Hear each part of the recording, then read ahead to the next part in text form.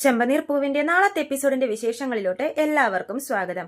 അപ്പോ ബീരാൻ ചന്ദ്രോദയത്തിൽ വന്ന ശ്രുതിയുടെ ഇളയച്ചനല്ല എന്നുള്ള സത്യങ്ങളൊക്കെ വെളിപ്പെടുത്തുമ്പോഴേക്കും ചന്ദ്രോദയത്തിൽ എല്ലാവർക്കും അതൊരു ഭയങ്കര ഷോക്കാവുകയാണ്. അപ്പോ ശ്രുതി ചോദിക്കുന്നുണ്ട്, നിങ്ങൾ എന്തൊക്കെയാ പറയുന്നത്? അപ്പോ ശ്രുതി മലേഷ്യയിൽ നിന്നൊന്നല്ലേ വന്നത്?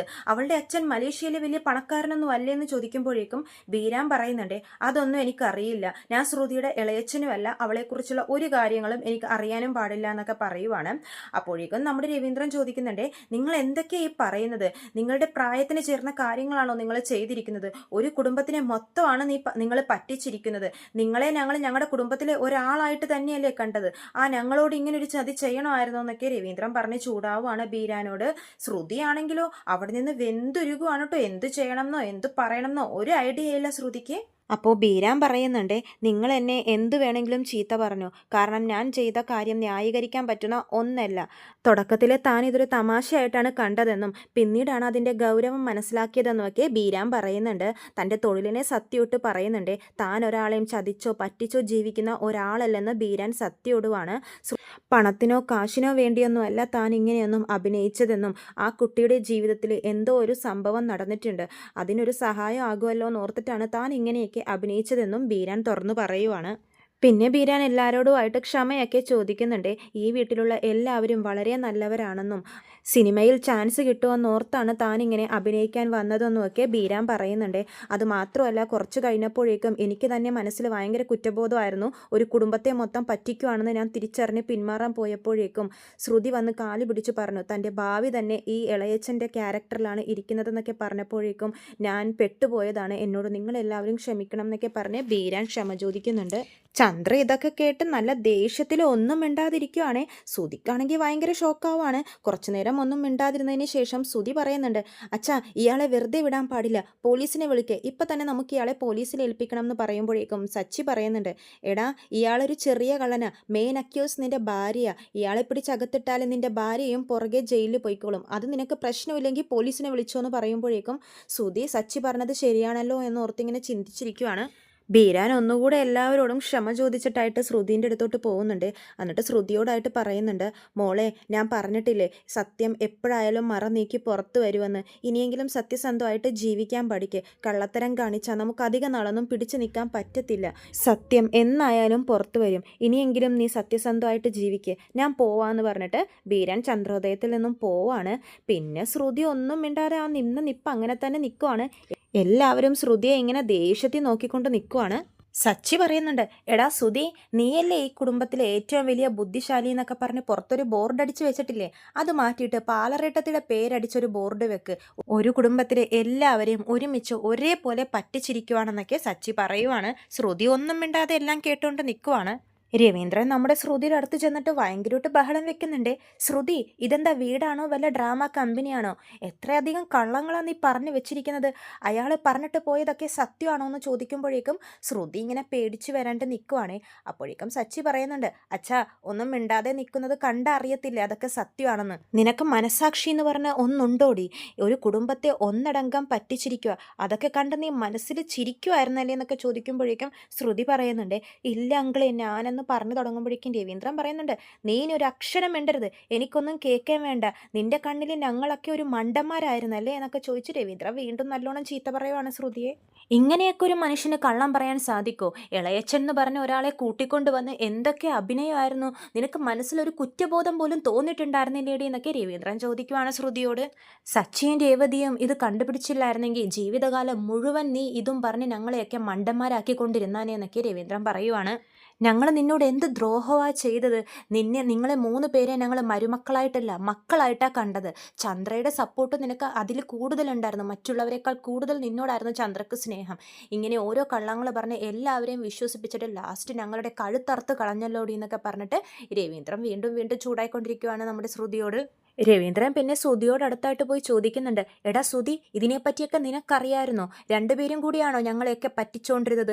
പറയടാ, നിനക്ക് ഈ വിഷയത്തെപ്പറ്റി അറിയായിരുന്നോ എന്ന് ചോദിക്കുമ്പോഴേക്കും ശ്രുതി പറയുന്നുണ്ട്, ഞാൻ എങ്ങനെ അറിയാനാണെച്ചാ, ഇത്രയും നാൾ അവൾ പറഞ്ഞതൊക്കെ ഞാനും വിശ്വസിക്കുകയായിരുന്നില്ലേ? ഇവിടെ എന്താ നടക്കുന്നതെന്ന് പോലും എനിക്കിപ്പോൾ മനസ്സിലാവുന്നില്ല, ഞാൻ ആരുടെ കൂടെയാണ് ജീവിക്കുന്നതെന്ന് പോലും എനിക്കിപ്പോൾ അറിയില്ല എന്ന് ശ്രുതി പറയുമ്പോഴേക്കും ശ്രുതി ഇങ്ങനെ നോക്കി പൊട്ടിക്കരയുവാണ്. ചന്ദ്ര ദേഷ്യമൊക്കെ സഹിച്ചിങ്ങനെ നിൽക്കുവാണ് കേട്ടോ. ഇനിയെങ്കിലും നിനക്ക് സത്യം പറയാൻ പറ്റുമെന്ന് രവീന്ദ്രൻ ശ്രുതിയോട് ചോദിക്കുവാണ്.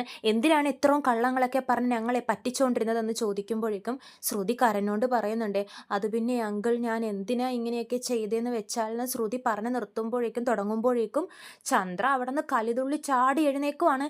നിർത്തടി മലേഷ്യ കള്ളി എന്ന് പറഞ്ഞ് എഴുന്നേക്കുവാണ് കേട്ടോ ചന്ദ്ര ദേഷ്യത്തിൽ. ചന്ദ്രയുടെ മുഖം കണ്ട് നമ്മുടെ ശ്രുതി പേടിച്ച് വരണ്ട് കരഞ്ഞ് നിൽക്കുവാണേ. ചന്ദ്ര ശ്രുതിയുടെ അടുത്ത് പോയി പറയുന്നുണ്ട്, ആരാടി നീ, എവിടെ നിന്നാടി നീ വന്നത്, ഒരു മനുഷ്യന് ഇത്രയൊക്കെ കള്ളം പറയാൻ സാധിക്കുമോ? അപ്പോഴേക്കും നമ്മുടെ ശ്രുതി പറയുന്നുണ്ടേ, അത് പിന്നെ ആൻറ്റി ഞാൻ എന്ന് പറയുമ്പോഴേക്കും ചന്ദ്ര വീണ്ടും ദേഷ്യപ്പെടുവാണ്. നിർത്തടി, നീ ഇനി എന്നെ അങ്ങനെ വിളിക്കരുതെന്ന് പറയുന്നുണ്ട് ചന്ദ്ര. ആൻറ്റി ആൻറ്റി എന്ന് പറഞ്ഞ് നീ എന്നെ ഇത്ര നാൾ പറ്റിക്കായിരുന്നല്ലേടി എന്ന് പറഞ്ഞ് ശ്രുതിയെ ഒറ്റ തള്ളു വെച്ച് കൊടുക്കുവാണേ. അപ്പോഴേക്ക് രവീന്ദ്രൻ പറയുന്നുണ്ട്, എൻ്റെ ചന്ദ്രേ നീ ഇങ്ങനെ ഇത്രയും ദേഷ്യപ്പെടല്ലേ എന്ന് പറയുമ്പോഴേക്കും ചന്ദ്ര പറയുന്നുണ്ട്, ദേഷ്യപ്പെടാതെ എങ്ങനെ ഇരിക്കും, എല്ലാ മനുഷ്യന്മാരും ഒന്നോ രണ്ടോ കള്ളം പറയും, ഇത്രയൊക്കെ കള്ളം ഒരു മനുഷ്യന് പറയാൻ സാധിക്കുമോ, കള്ളങ്ങളുടെ ആൾ രൂപമാണ് ഇവളെന്നൊക്കെ ചന്ദ്ര പറയുന്നുണ്ട് ശ്രുതിയെ നോക്കി. നിന്നെ ഞാൻ കൂട്ടിക്കൊണ്ടുവന്ന മരുമകളെന്ന് പറഞ്ഞ് എത്ര അഭിമാനത്തോടെയാണ് എല്ലാവരുടെയും മുമ്പിലും ഞാൻ കൊണ്ടു നടന്നത്. നിന്നെ തലയിൽ കയറ്റി വെച്ചല്ലേ ഞാൻ നടന്നത്. എൻ്റെ മുഖത്ത് തന്നെ നീ ചെരിപ്പൂരി അടിച്ച പോലെ ആയെന്നൊക്കെ ചന്ദ്ര പറയുവാണ്. ശ്രുതി വീണ്ടും മിണ്ടാൻ തുടങ്ങുമ്പോഴേക്കും ചന്ദ്ര ശ്രുതിയുടെ വായടപ്പിക്കുവാണ്. മിണ്ടാതിരിയുടെ അവിടെ എന്ന് പറഞ്ഞിട്ട്, ഇങ്ങനൊരു പെണ്ണിനെ ഞാൻ എൻ്റെ ജീവിതത്തിൽ കണ്ടിട്ടില്ല എന്ന് പറഞ്ഞ് ചന്ദ്ര കലതുള്ളി ശ്രുതിയുടെ അടുത്തോട്ട് പോയിട്ട് വീണ്ടും ചോദിക്കുന്നുണ്ട്, എടാ ശ്രുതി നിനക്കിതേ പറ്റിയൊക്കെ അറിയാമായിരുന്നു എന്ന് ചോദിക്കുമ്പോഴേക്കും ശ്രുതി വീണ്ടും പറയുന്നുണ്ട്, ഇല്ല അമ്മേ സത്യമായിട്ടും എനിക്കിതേപ്പറ്റി ഒന്നും അറിയില്ല എന്ന് പറയുവാണ്. പിന്നെ ചന്ദ്ര നല്ല ദേഷ്യത്തിൽ ശ്രുതിയുടെ മുഖത്തോട്ട് ഇങ്ങനെ നോക്കിക്കൊണ്ട് നിൽക്കുവാണ്. എങ്ങനെ നിനക്ക് മിനിറ്റിന് ഇത്രയും കള്ളം പറയാൻ സാധിക്കുന്നു, അത്രയും എക്സ്പീരിയൻസ് ഉണ്ടോ നിനക്ക്, നിന്നെ ഒന്നും വിശ്വസിച്ച് കൂടെ കിടത്താൻ പോലും കൊള്ളത്തില്ല, ശ്വാസം മുട്ടിച്ച് കൊന്നുകളയും എന്ന് പറയുമ്പോഴേക്കും ശ്രുതി പറയുന്നുണ്ട്, ഇല്ല ആൻറ്റി ഞാൻ അങ്ങനെയൊന്നൊന്നും പറഞ്ഞു തുടങ്ങുമ്പോഴേക്കും ചന്ദ്ര വീണ്ടും നിർത്തടി നീ മിണ്ടിപ്പോകരുതെന്ന് പറഞ്ഞിട്ട് ശ്രുതിയുടെ മുഖത്തൊക്കെ മാറി മാറി തല്ലുവാണ് ചന്ദ്ര. ചന്ദ്ര തൻ്റെ ദേഷ്യം മുഴുവൻ ശ്രുതിയോട് തീർക്കുവാണ്. എൻ്റെ മോൻ പാവം, അവൻ എന്ത് പാപം ചെയ്തിട്ടാടി നീ അവൻ ഇത്രയും നാൾ പറ്റിച്ചുകൊണ്ടിരുന്നത്, എങ്ങനെ സാധിക്കുന്നു നിനക്കിതിനൊക്കെ, നിന്നെ പറഞ്ഞിട്ട് കാര്യമില്ല, നീ പറഞ്ഞ കള്ളങ്ങളൊക്കെ വിശ്വസിച്ച് എല്ലാം കേട്ട് തലയാട്ടിക്കൊണ്ട് നിന്ന എന്നെ പറഞ്ഞാൽ മതിയല്ലോ, ഇപ്പോൾ എന്നെപ്പറ്റി ആലോചിച്ചിട്ട് എനിക്ക് തന്നെ ഇപ്പോൾ നാണക്കേട് തോന്നുന്നു എന്നൊക്കെ പറഞ്ഞ് ചന്ദ്ര ചൂടാവുകയാണ്.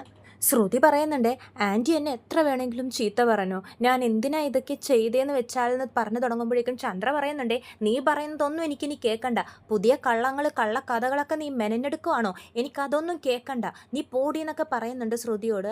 അപ്പോൾ ശ്രുതി കരഞ്ഞുകൊണ്ട് നമ്മുടെ ശ്രുതിയുടെ അടുത്തോട്ട് പോവാണ്. ശ്രുതി നീയെങ്കിലും ഞാൻ എന്താ പറയുന്നതെന്ന് കേൾക്കുന്നു പറയുമ്പോഴേക്കും ചന്ദ്ര ശ്രുതിയെ പിടിച്ച് ഒറ്റ തല്ല് കൊടുത്തിട്ട് പറയുന്നുണ്ട്, ഇനി എൻ്റെ മോനോട് നീ മിണ്ടിപ്പോയാൽ കൊന്നുകളയും ഞാനെന്ന് പറയുവാണേ. അപ്പോഴേക്കും നമ്മുടെ രേവതി സച്ചിനോട് പറയുന്നുണ്ട്, സച്ചിയേട്ടാ ശ്രുതിക്ക് എന്താ പറയാനുള്ളതെന്ന് നമുക്ക് കേൾക്കാം എന്ന് പറയുമ്പോഴേക്കും സച്ചി പറയുന്നുണ്ട്, എന്ത് കേൾക്കാൻ, പുതിയ എന്തെങ്കിലും കള്ളങ്ങളായിരിക്കുള്ളൂ അവൾ പറയാൻ പോകുന്നതെന്ന് പറയുവാണ് സച്ചി. ആരും കണ്ടുപിടിക്കില്ലെന്നുള്ള ധൈര്യമായിരുന്നോടി നിനക്ക്, എനിക്ക് വന്ന ദേഷ്യത്തിന് നിന്നെ കൊല്ലാനുള്ള ദേഷ്യമുണ്ട് എനിക്കെന്നൊക്കെ പറഞ്ഞ് ചന്ദ്ര അവിടെ ഉറഞ്ഞു തുള്ളുവാണ്. എന്നിട്ട് പറയുന്നുണ്ട്, ഇനി നീ ഈ വീട്ടിൽ നിൽക്കാൻ പാടില്ല, ഇപ്പോൾ തന്നെ ഇവിടെ നിന്ന് ഇറങ്ങണം, ഇറങ്ങിപ്പോടി എന്ന് പറഞ്ഞ് നമ്മുടെ ശ്രുതിയെ പിടിച്ച് തള്ളുവാണ് ചന്ദ്ര.